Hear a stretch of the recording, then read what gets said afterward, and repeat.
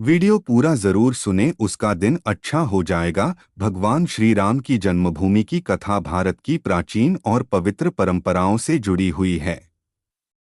श्री राम का जन्म पवित्र नगरी अयोध्या में हुआ था, जिसे सूर्यवंश की राजधानी माना जाता था। बहुत समय पहले अयोध्या पर राजा दशरथ का शासन था। वे न्यायप्रिय, धर्मनिष्ठ और प्रजा का कल्याण करने वाले राजा थे।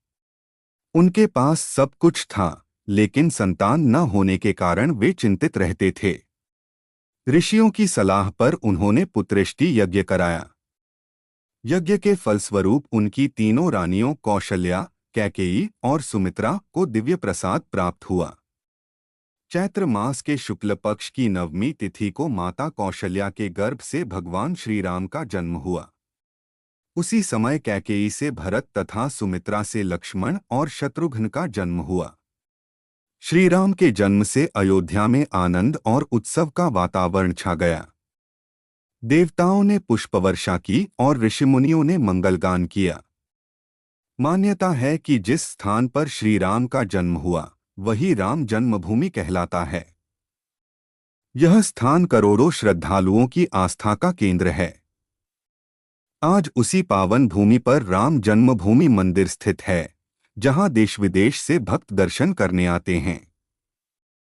श्री राम का जीवन सत्य, धर्म, मर्यादा, करुणा और आदर्शों का प्रतीक माना जाता है। इसलिए उन्हें मर्यादा पुरुषोत्तम कहा जाता है। उनकी जन्मभूमि केवल एक स्थान नहीं, बल्कि धर्म, भक्ति और आदर्श जीवन का प्रतीक मानी जाती है।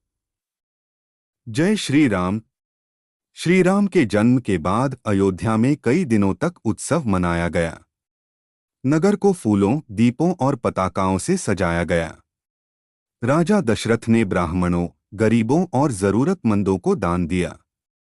प्रजा अपने चारों राजकुमारों को देखकर आनंदित होती थी। कुछ समय बाद महर्षि वशिष्ठ ने चारों राजकुमारों का नामकरण संस्कार कराया। कौशल्या के पुत्र का नाम राम, कैकेयी के पुत्र का नाम भरत तथा सुमित्रा के पुत्रों के नाम लक्ष्मण और शत्रुघ्न रखे गए। चारों राजकुमार बड़े होने लगे। श्री राम बचपन से ही शांत, विनम्र, सत्यवादी और दयालु थे। लक्ष्मण को राम से विशेष प्रेम था और वे हर समय उनके साथ रहते थे। भरत और शत्रुघ्न भी एक दूसरे के प्रिय साथी थे। राजगुरु वशिष्ठ के आश्रम में चारों भाइयों ने वेद, शास्त्र, धनुर्विद्या, राजनीति और धर्म की शिक्षा प्राप्त की। श्री राम सभी विद्याओं में निपुण थे, लेकिन उन्हें अपने ज्ञान का कभी अहंकार नहीं था। वे सदैव बड़ों का सम्मान करते और सभी से प्रेमपूर्वक व्यवहार करते थे। एक दिन अयोध्या में महान तपस्वी विश्वामित्र पधारे।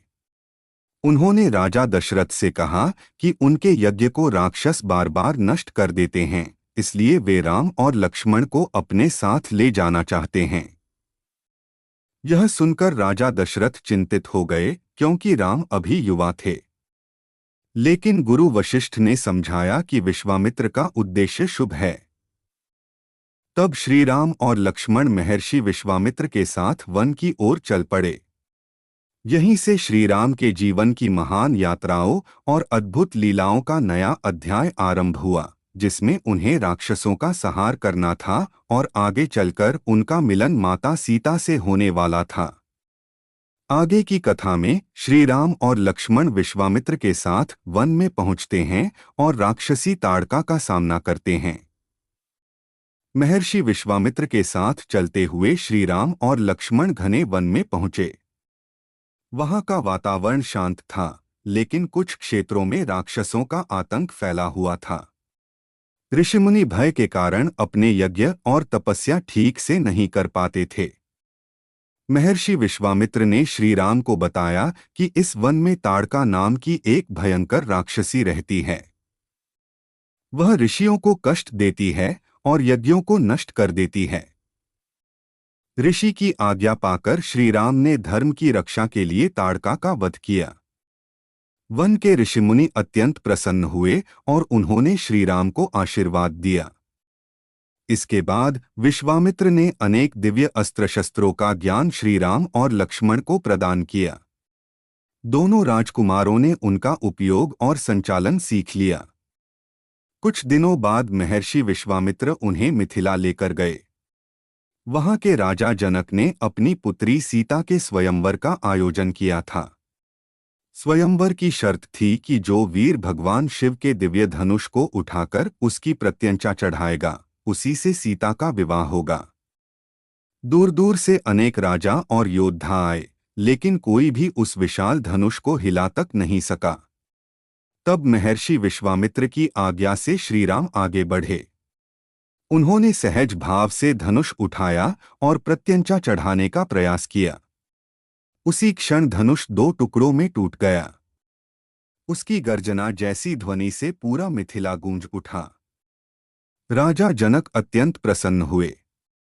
माता सीता ने श्रीराम के गले में वरमाला डाल दी। इस प्रकार श्रीराम और सीता का विवाह निश्चित हो गया। बाद में भरत, लक्ष्मण और शत्रुघ्न के विवाह भी जनक परिवार की राजकुमारियों से संपन्न हुए। अयोध्या और मिथिला में हर्ष का वातावरण छा गया। विवाह के बाद सभी राजकुमार अपनी पत्नियों के साथ अयोध्या लौटे, जहां उनका भव्य स्वागत हुआ। आगे की कथा में राजा दशरथ श्रीराम को युवराज बनाने का निर्णय लेते हैं, लेकिन तभी घटनाएं ऐसा मोड़ लेती हैं कि श्रीराम को वनवास स्वीकार करना पड़ता है। अयोध्या लौटने के बाद श्रीराम और माता सीता सुखपूर्वक रहने लगे। श्रीराम के गुण, विनम्रता और न्यायप्रिय स्वभाव से पूरी प्रजा उनसे बहुत प्रेम करती थी। समय बीतने पर राजा दशरथ ने सोचा कि अब वे वृद्ध हो चुके हैं, इसलिए श्रीराम को अयोध्या का युवराज बना देना चाहिए। जब यह समाचार पूरे नगर में फैला तो हर ओर खुशी छा गई। लोग उत्सव की तैयारियां करने लगे। लेकिन उसी समय कैकेयी की दासी मंथरा ने कैकेयी के मन में शंका और ईर्ष्या भर दी। उसने कहा कि यदि राम राजा बन गए तो भरत का महत्व कम हो जाएगा। मंथरा की बातों में आकर रानी कैकेयी ने राजा दशरथ को उनके 2 पुराने वरदान याद दिलाए। उन्होंने पहला वरदान मांगा कि भरत को अयोध्या का राजा बनाया जाए और दूसरा वरदान कि श्रीराम 14 वर्ष के लिए वनवास जाएं। यह सुनकर राजा दशरथ अत्यंत दुखी हो गए। वे श्रीराम से बहुत प्रेम करते थे, लेकिन रघुकुल की परंपरा के अनुसार दिए गए वचन को तोड़ नहीं सकते थे। जब श्रीराम को यह बात पता चली तो उन्होंने बिना किसी विरोध के पिता के वचन की रक्षा के लिए वनवास स्वीकार कर लिया। माता सीता ने कहा कि वे अपने पति के बिना नहीं रह सकती, इसलिए वे भी वन जाने के लिए तैयार हो गईं। छोटे भाई लक्ष्मण ने भी उनके साथ जाने का निश्चय किया। तीनों वन की ओर प्रस्थान करने लगे। अयोध्या की प्रजा रोने लगी और उनके रथ के पीछे पीछे चलने लगी। श्रीराम ने सभी को समझाया और वापस लौटने के लिए कहा। अंततः वे वन की ओर बढ़ गए। श्रीराम के वियोग में राजा दशरथ का हृदय टूट गया। वे बार बार राम राम पुकारते रहे और कुछ समय बाद उनका देहांत हो गया। उधर भरत जब अपने ननिहाल से लौटे और उन्हें सारी घटना का पता चला तो वे बहुत दुखी हुए। उन्होंने कैकेयी के कार्य का विरोध किया और श्रीराम को वापस लाने का संकल्प लिया। आगे की कथा में भरत वन में जाकर श्रीराम से अयोध्या लौटने की प्रार्थना करते हैं, लेकिन श्रीराम धर्म और पिता के वचन की रक्षा के लिए वनवास पूरा करने का निश्चय करते हैं। और चैनल को सब्सक्राइब करना ना भूले। जय श्री राम।